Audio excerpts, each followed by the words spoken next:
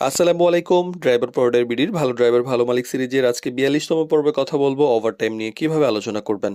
তো ড্রাইভিং চাকরিতে দেখা যায় যে অনেক সময় নির্ধারিত সময়ের বাইরেও বা নির্ধারিত ডিউটির বাইরেও অতিরিক্ত কাজ থাকে। এই কাজটাকেই সাধারণত ওভারটাইম বলে। এই চাকরি করা শুরুর আগেই এই ব্যাপারটা পরিষ্কার করে নেওয়া ভালো। প্রথমত ডিউটি ঠিক করার আগে অবশ্যই ওভারটাইমের ব্যাপারে জেনে নিন যে নির্ধারিত সময়ের বাইরে কাজ যদি করতে হয় তাহলে সেটা নিয়ম কি, কখন থাকে, মাসে কয়দিন থাকে, সপ্তাহে কয়দিন থাকে, কত ঘন্টা অতিরিক্ত থাকে, সেইটা আপনার ব্যক্তিগত জীবনে কোনো সমস্যা তৈরি করবে কিনা। দ্বিতীয়ত ভদ্রভাবে বিষয়টা আলোচনা করুন। যেমন বলতে পারেন যে নিয়মিত যে ডিউটি থাকে সেটার বাইরে আলাদা কোনো ব্যবস্থা আছে কিনা।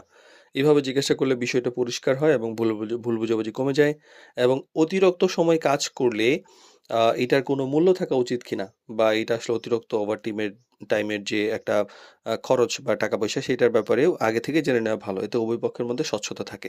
অনেকেই সুন্দর করে পরিষ্কার করে বলেন, অনেকেই বলেন না। এর পরবর্তীতে ঝামেলা হয়। তো মনে রাখতে হবে ওভারটাইম নিয়ে আলোচনা করার সময় অবশ্যই কিন্তু ভদ্রতা এবং সম্মান বজায় রাখা অনেক বেশি গুরুত্বপূর্ণ। পরিষ্কারভাবে কথা বললে ব্যাপারটা সুন্দরভাবে আ সমাধান হয় এবং সম্পর্ক ভালো থাকে এবং ভবিষ্যতে এই নিয়ে কোনো জটিলতা বা সম্পর্ক খারাপ তৈরি হয় না। কারণ এটা অনেক সময় আমরা দেখেছি যে ওভারটাইম নিয়ে অনেক সমস্যা হচ্ছে। অনেকের একটু দেরি হওয়ার ফলে অনেকে আবার জরুরি প্রয়োজনে কোনো প্রয়োজন হলে দেখা যায় যে ওভারটাইম করে না। এরপরে ঝামেলা লেগে যায়।